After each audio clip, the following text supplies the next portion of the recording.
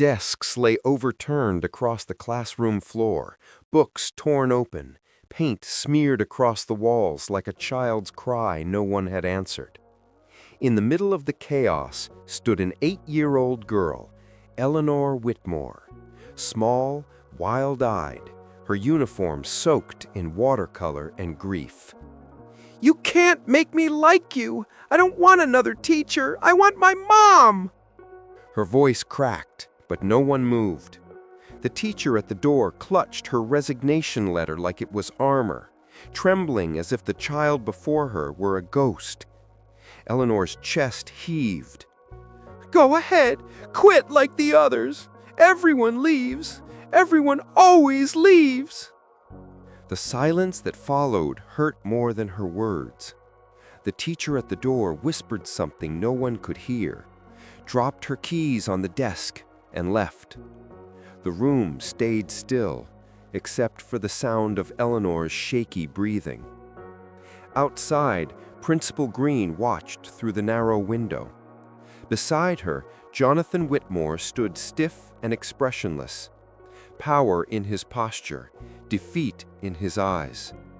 "That's the 12th one this semester," the principal said quietly. Jonathan didn't answer. The hallway light reflected against his wedding ring as his hand closed into a fist.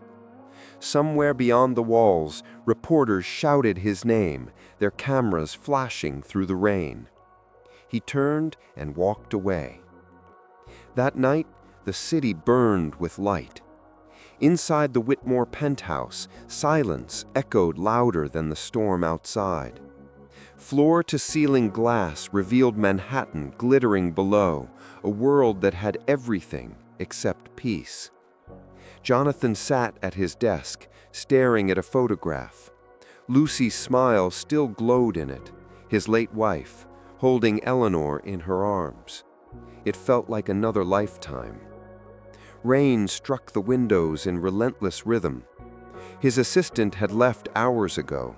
Only the hum of the city kept him company. On the corner of the desk sat a single printed letter, folded once, clean and simple. He picked it up again, reading slowly. "I once taught children who screamed because no one ever listened. They didn't need punishment. They needed someone who had screamed too. I understand what it means to lose everything.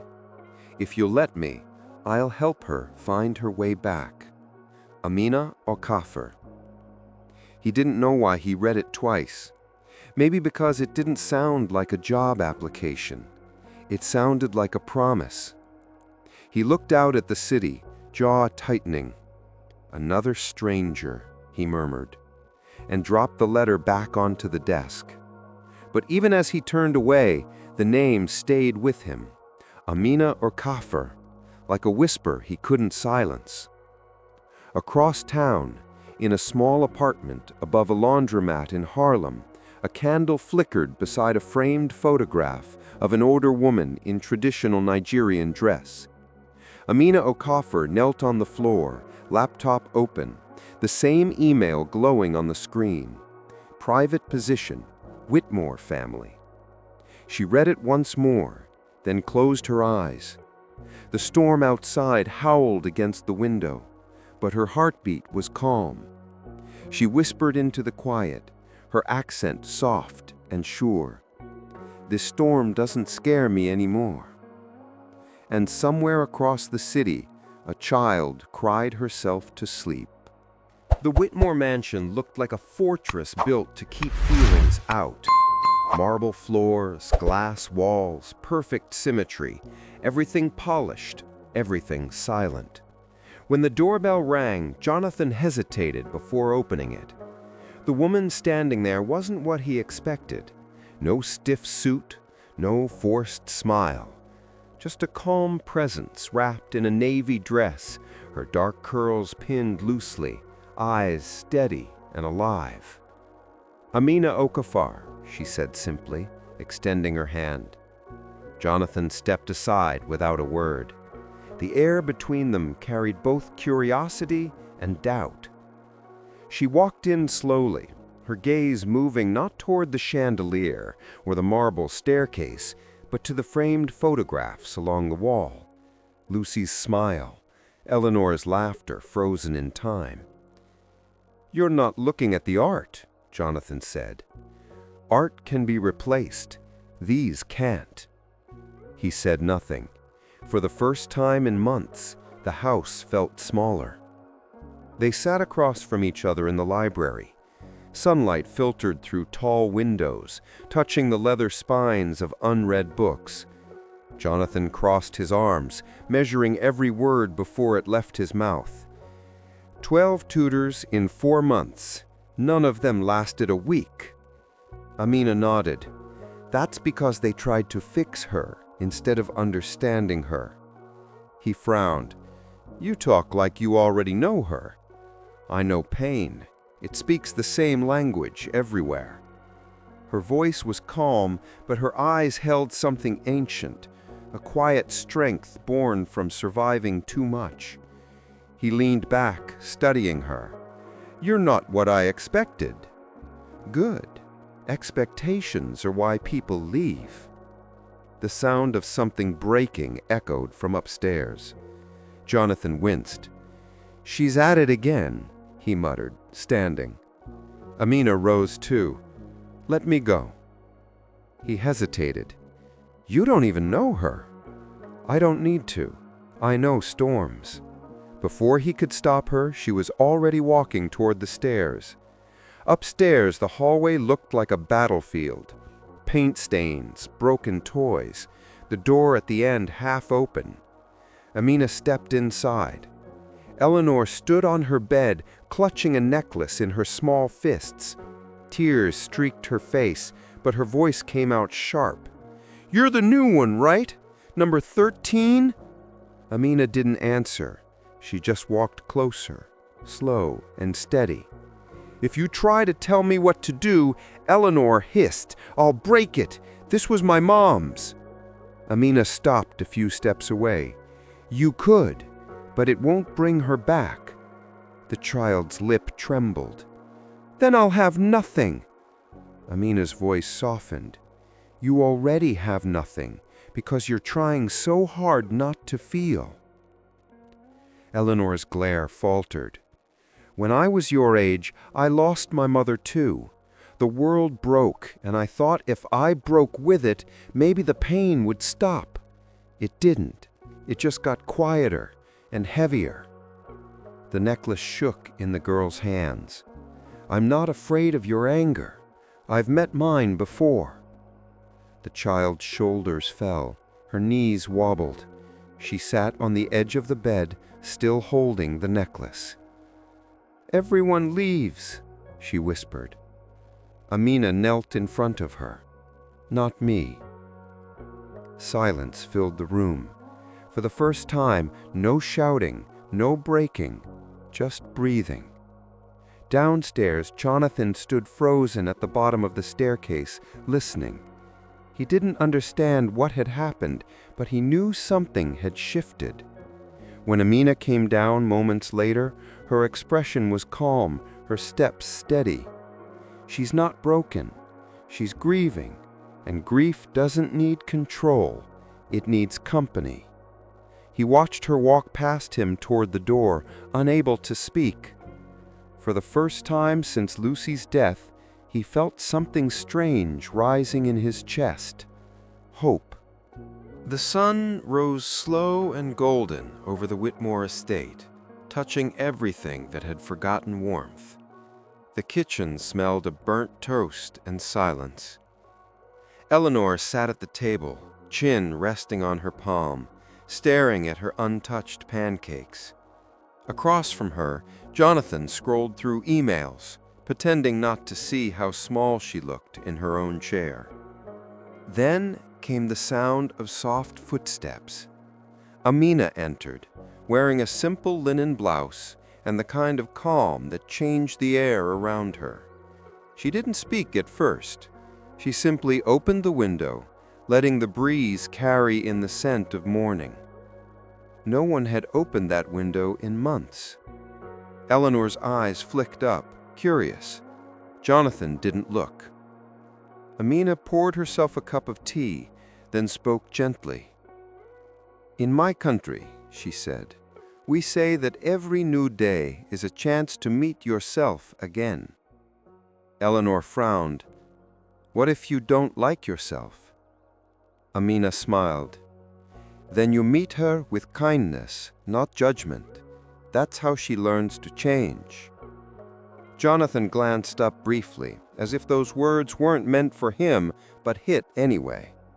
The silence that followed wasn't uncomfortable. It was healing, the kind that makes space for breath. Eleanor finally pushed her plate forward. "It's cold," she said softly. Amina nodded. "Then we'll make more." She stood, rolled up her sleeves, and began mixing batter. The movement was ordinary, but the energy wasn't. Her presence was steady, grounding. When Eleanor hesitated to help, Amina handed her the whisk. "Stir the pain, not the pancakes," she said with a wink. Eleanor tried not to smile, but couldn't help it. Jonathan watched, phone forgotten. There was laughter in the room again, fragile but real. Later that morning, as Amina guided Eleanor through her lessons, Jonathan paused by the door, listening. Amina spoke softly, explaining math with metaphors no textbook ever held. "Numbers are like people," she said. "They only make sense when they're in the right place. Alone, they get lost." Eleanor nodded, her brow furrowed in thought. "Like me?" she asked. "Like all of us. Even grown-ups forget where they belong sometimes." Jonathan stepped back quietly, not wanting them to see the tears he didn't expect. That afternoon, while Eleanor napped, Amina stood in the garden, breathing in the quiet. The roses Lucy had planted were wilted, untouched for months. Jonathan joined her, still uncomfortable with his own vulnerability. "She talks to you," he said. "She hasn't done that with anyone." "She doesn't talk to me. She talks through me. I just listen differently." Jonathan folded his arms. "You make it sound easy." "It isn't. Healing never is. But pain isn't the enemy, Mr. Whitmore. It's the invitation." He looked at her, almost offended. "Invitation to what?" "To begin again." The wind stirred between them, carrying the faint scent of roses that had almost forgotten how to bloom. That night, before leaving Eleanor's room, Amina knelt beside her bed. The girl was half asleep, her mother's necklace glinting faintly in her hand. Amina whispered, "The world broke your heart too soon, but broken hearts are where the light gets in." Eleanor opened her eyes just enough to whisper back, "Will it stop hurting one day?" Amina said softly, "No, but one day it won't hurt alone." The child smiled faintly, drifting into sleep. Down the hall, Jonathan watched from the doorway, his heart heavy and full all at once. For the first time in months, the house didn't sound hollow. It breathed. That night, Amina sat in her small guest room, writing in a worn leather notebook.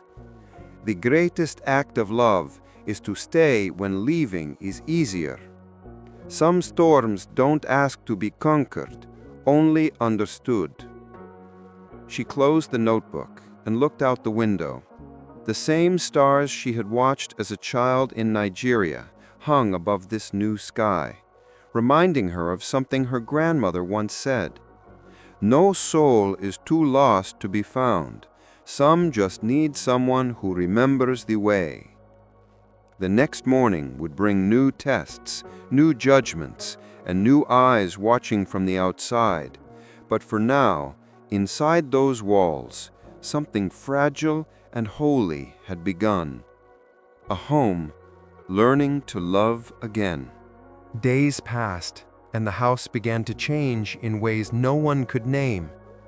The silence that once filled every corridor softened. The air no longer felt heavy. Even the walls seemed to listen differently. Amina's voice could be heard through the mornings, low, warm, patient, telling stories while Eleanor worked through her lessons. Stories of a girl in Lagos who used to chase fireflies at dusk because they reminded her that light can live in small things. Eleanor listened with her head tilted, her fingers playing with her mother's necklace. "Did she ever catch one?" she asked. Amina smiled. "No, but she learned something. The light never wanted to be caught. It only wanted to be followed." At breakfast, Jonathan found himself arriving earlier each day. He didn't plan it, it just happened. He'd sit with coffee growing cold, pretending to read the paper while secretly watching how his daughter's shoulders had started to relax, how her laughter came out without apology.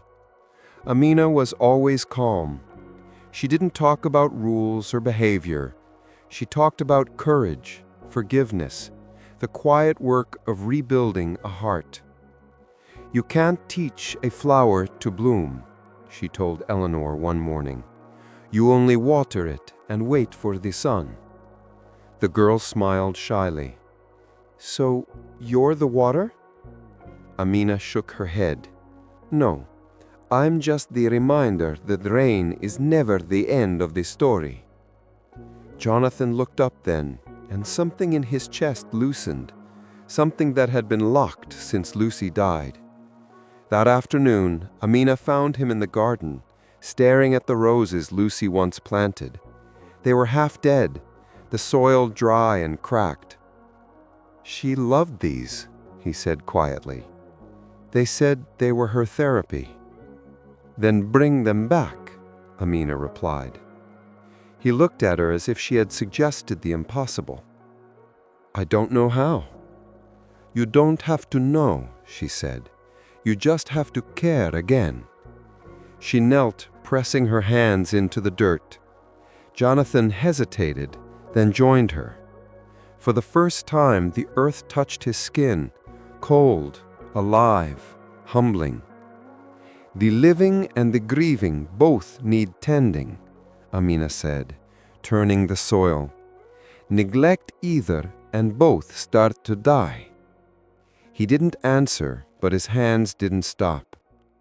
That night, Eleanor sat beside Amina on the couch, head resting on her shoulder. The television flickered softly in the background, a movie no one was really watching. "I think Dad's sad all the time," she whispered. "He misses what he can't fix," Amina said gently. "Sometimes guilt feels safer than grief." Eleanor frowned. "Can you fix grief?" "No. You walk with it until it learns your pace," Amina said. "And then?" "Then it stops leaving and starts following." One evening, a storm broke outside. Thunder rolled over the city, wind slapping against the glass. Jonathan found Amina standing by the window, calm as always, watching the rain trace silver lines down the glass. Eleanor used to be terrified of storms.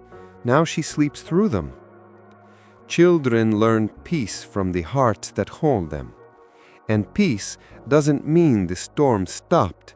It means you're no longer afraid of its sound.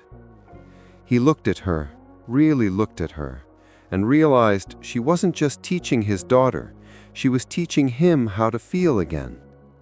For the first time, he said the words out loud.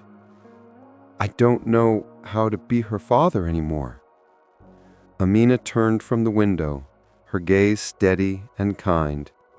"Then start by being her witness. She doesn't need you perfect. She just needs you present." He swallowed hard. "And what if I fail?" She smiled faintly. "Then fail honestly. Children forgive mistakes. They don't forgive absence." Later that night, the storm outside softened into a steady rain. In her room, Eleanor slept peacefully, her small hand curled around her mother's necklace. Amina stood in the doorway watching her breathe. Jonathan appeared behind her, voice barely above a whisper. "You've done more in 2 weeks than 12 experts in 6 months." Amina didn't look away from the child. She said, "I didn't do anything. I just stayed." He exhaled slowly. "You make it sound so simple." "It is simple. It's just not easy." The next morning, sunlight poured through the kitchen. Laughter echoed down the hallway. The roses outside had begun to open again. And for the first time since Lucy's death, the Whitmore mansion didn't sound like a house at all. It sounded alive.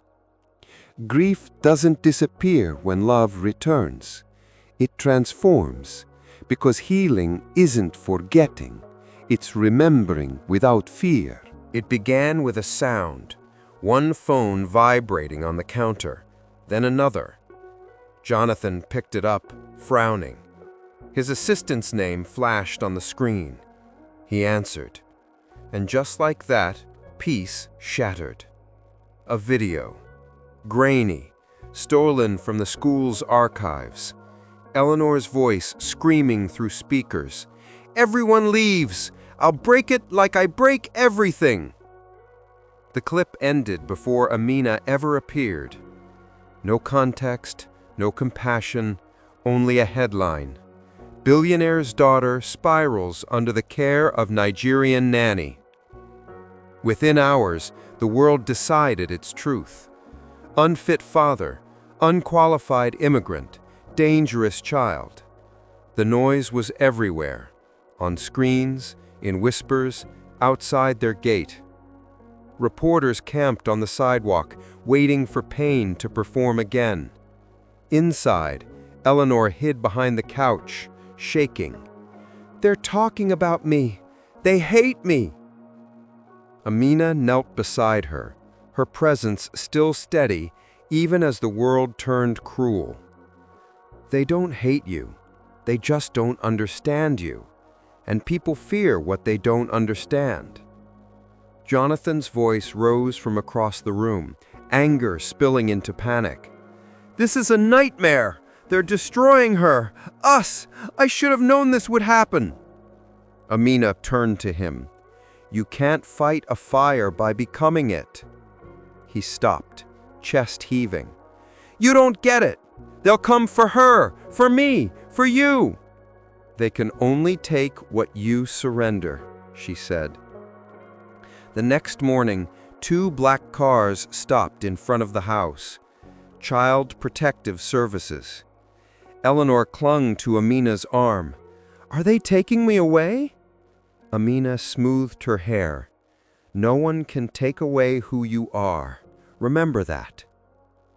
Inside, the living room became a courtroom without mercy. A woman with cold eyes and a clipboard, Miss Reynolds, took notes while Jonathan tried to stay composed. "Mr. Whitmore," she said, "the board has received multiple complaints, viral media exposure, unstable behavior, questions about the credentials of your employee." Amina stood still, her voice even. "I am not his employee. I am her advocate." The social worker's pen paused. "Your advocate?" "Yes," Amina said, "because she cannot speak truth in a room that only hears fear."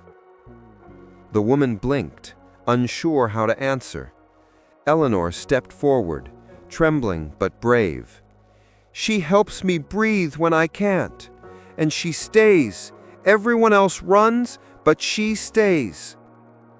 Miss Reynolds wrote something down, this time slowly. When they left, silence fell again.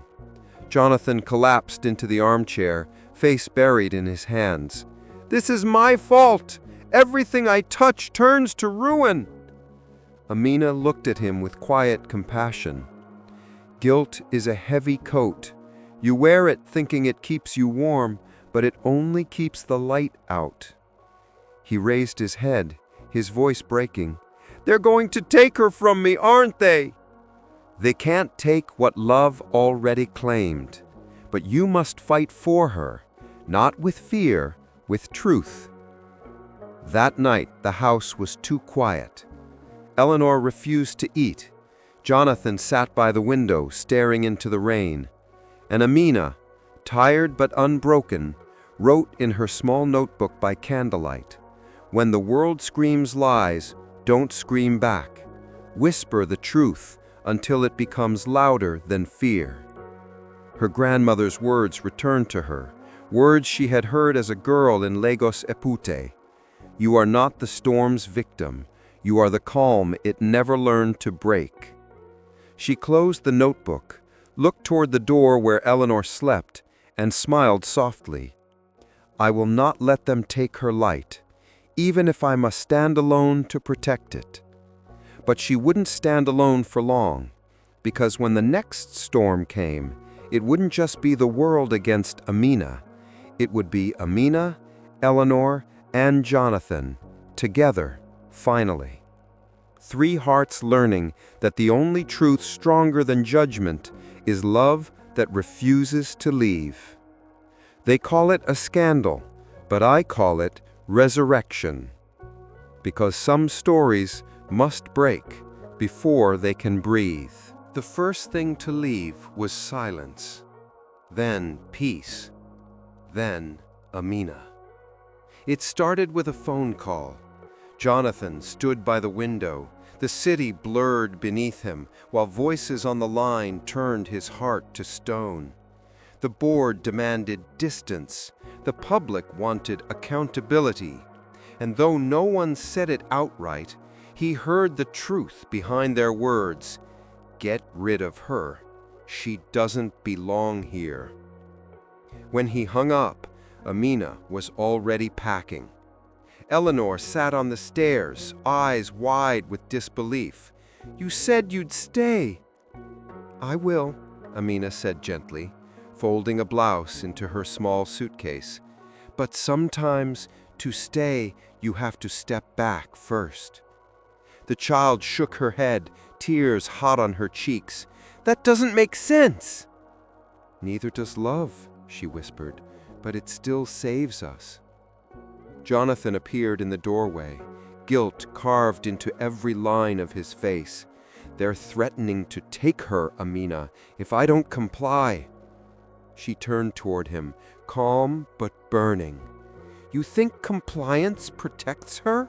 It only teaches her that truth should hide to survive." He couldn't meet her eyes. "I'm sorry." "Don't be sorry," she said softly. "Be brave." When she closed the door behind her, the house felt instantly smaller. The air thickened again. The rooms went mute. The roses outside withered overnight. Eleanor refused to speak to her father. At dinner, she stared at her plate, silent and pale. The necklace hung around her neck like a goodbye she didn't know how to say. Jonathan tried to reach her. "I'm doing this to protect you." She lifted her head, her voice sharp as glass. "You're protecting your name, not me." He froze. The words landed like truth he'd tried too long to ignore. That night, he found her asleep on the couch, clutching one of Amina's scarves. He sat beside her and whispered, "I did the same thing to your mother once. I thought control was love. I was wrong then, too." The rain outside pressed against the glass, the same storm that had followed them for months. But this time, it wasn't just outside. It lived inside him now. Days passed.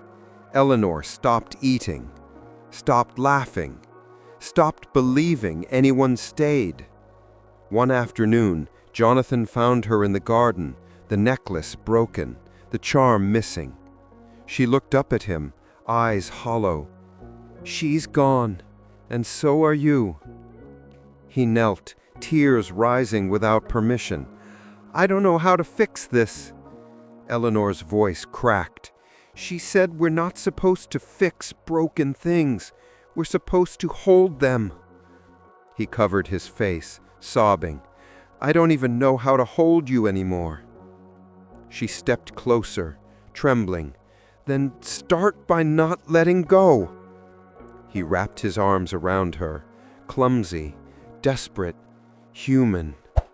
And in that fragile embrace, something shifted. Not forgiveness yet, but the first heartbeat of it. That night, Jonathan sat alone in his office, surrounded by headlines calling him a failure. On his desk lay Amina's notebook. She'd left it behind. He opened it to a page written in her neat, looping hand.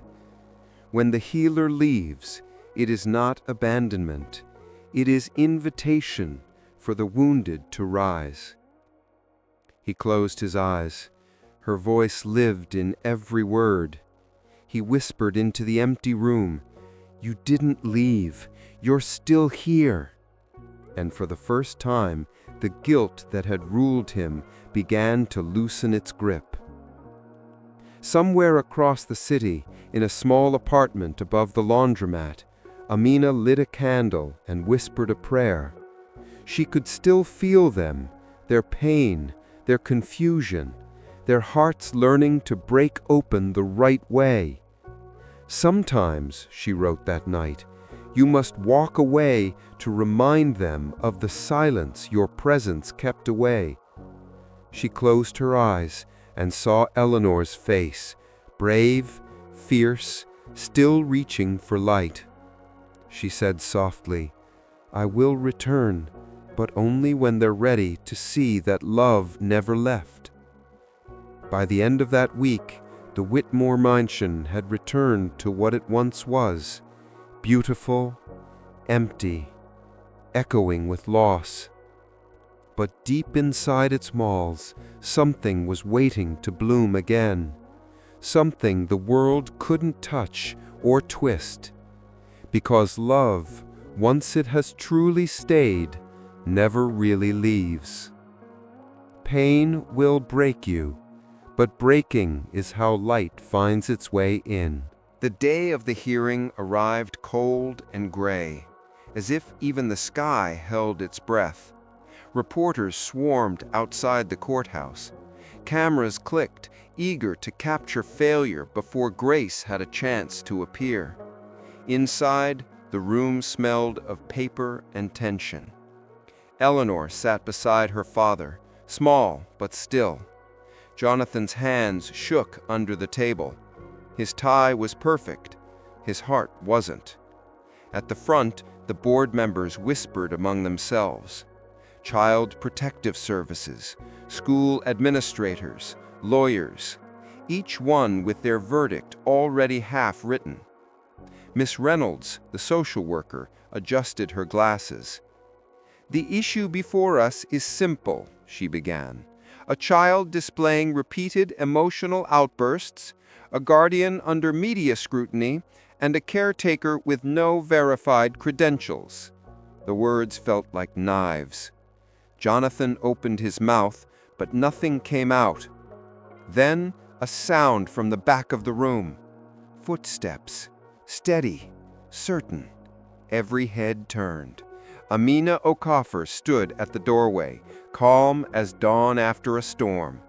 She wore no makeup, no armor, only truth. Eleanor gasped, rising to her feet. "You came back!" "I promised I would. I just needed you to stand first." She walked forward, the crowd parting like water. When she reached the table, Miss Reynolds frowned. "You were not invited to speak." Amina's voice was gentle, but it carried. "Grief doesn't wait for invitations." The room went still. She turned toward the board, her posture unshaken.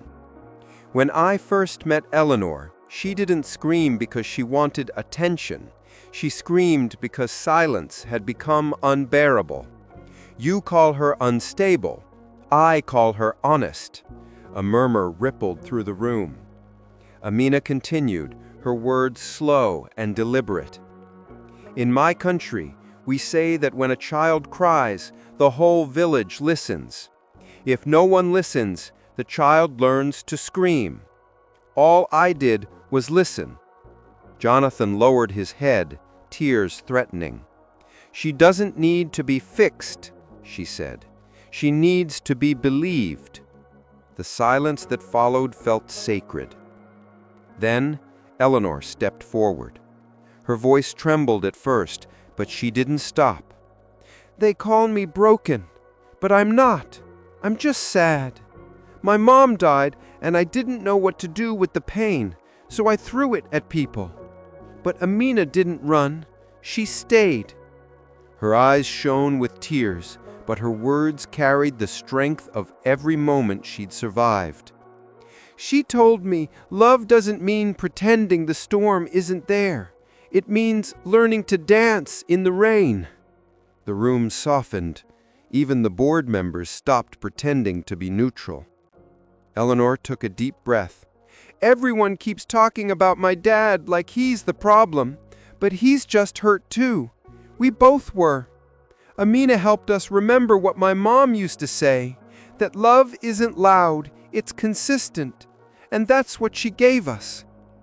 She held up her mother's necklace, the chain mended with silver thread. "This was broken once. Now it's stronger where it cracked. So am I." For a moment, no one spoke. Then Miss Reynolds set her pen down. Her voice was quiet. "I've seen many cases, but rarely one where love was this visible." The chairwoman cleared her throat, eyes glistening. "Mr. Whitmore, Miss Okafor, this hearing was meant to determine guardianship, but I think what we've witnessed is family. You're safe, sweetheart. You're home." Jonathan reached for his daughter, pulling her close. She clung to him, whispering, "She stayed." Amina smiled, her eyes shining but dry. "I told you I would." Outside, the cameras flashed again, but this time they captured something different. Not a scandal, a resurrection. Headlines would later read, "Billionaire's daughter speaks her truth and teaches a nation about grace." But inside those walls, no one cared about the story. They were living it. That night, back at the house, laughter returned like sunlight after rain. Eleanor danced barefoot in the hallway. Jonathan watched her, smiling through tears. Amina stood by the window, watching the moon rise. Jonathan joined her quietly. "How can I ever repay you?" She shook her head. "Love doesn't ask for repayment, only continuation." He nodded slowly. "Then we'll continue. You don't owe me anything, Mr. Whitmore. Just promise me you'll never let fear speak louder than love again." He looked at her, humbled. "I promise." That night, Amina wrote one final line in her journal before closing it. The world wanted proof that love can't be silenced, so love spoke through a child, and the world finally listened. Spring returned, as if the earth itself wanted proof that storms don't last forever. The roses bloomed again, full, fragrant, unapologetically alive. The same garden that once held only silence now breathed laughter through its petals. Inside, the house had changed without anyone announcing it. Windows stayed open. Music played softly in the background. A child's giggle drifted down the hallway and didn't echo. It blended. Eleanor sat on the kitchen counter, hair and loose curls dripping syrup over a tower of pancakes. Jonathan tried to pour coffee, but kept burning his fingers because he couldn't stop watching her smile. Amina entered quietly, tying her apron. "You two cook like you're fighting gravity," she teased. Eleanor laughed. "You said life's better messy." "And I was right," Amina answered, sliding into the chair beside them. "Perfect things don't grow." Later that day, sunlight filled the garden where they planted new seeds together. Jonathan pressed his hands into the soil and said, almost to himself, "I used to think success meant building towers. Now I think it means keeping roots." Amina smiled. Roots know when it's time to rise again. Eleanor looked up. "Do you think Mom can see the garden?" Amina placed a gentle hand over the child's heart. "She doesn't need to look down to see you. She lives in the part of you that still reaches for the light." Tears gathered in Jonathan's eyes, but this time they didn't sting. They healed. As dusk fell, they lit candles by the window, 3 flames flickering against the glass. Amina's voice was low, almost prayerful. Pain visited this house, but love unpacked its bags. And love, when it decides to stay, teaches every wall to breathe again. Eleanor leaned her head on her father's shoulder. Jonathan reached across the table and took Amina's hand. No words, just the quiet recognition that some souls arrive not to change our lives, but to return them. That night, when the world outside slept, Amina wrote her final words in the worn notebook. "Home is not where you are safe from storms. It is where someone stays with you through the rain." She closed it and looked out at the moon rising above the city. The same moon that once watched her in Lagos, the same one now watching her here. A gentle wind moved through the curtains. Somewhere inside the house, Eleanor stirred in her sleep, whispering a dream. Amina smiled. The house, once broken by grief, now exhaled peace. It had learned how to love again. They said she came to heal a child, but what she really did was teach a house to remember its pulse. Amina Okafor walked through their lives like dawn, quiet, inevitable, certain. She never forced the dark to leave. She simply outshone it. She didn't save them. She stayed with them. And that changed everything. Because staying is rarer than miracles. It asks for patience when pain pushes you away, for tenderness when silence feels easier, for faith when love doesn't look like victory. Years later, when people spoke her name, they said she was the woman who entered broken homes and made them breathe again. But those who truly knew her would say otherwise. Amina didn't rebuild houses. She reminded hearts that they were never ruins. "If love ever forgets how to speak," she once wrote, "let it learn again through the sound of someone who stayed." And somewhere between the hush of night and the hum of morning, the world kept whispering her lesson, again and again, until even the lonely believed it. You are never too lost to be found, and never too broken to begin again.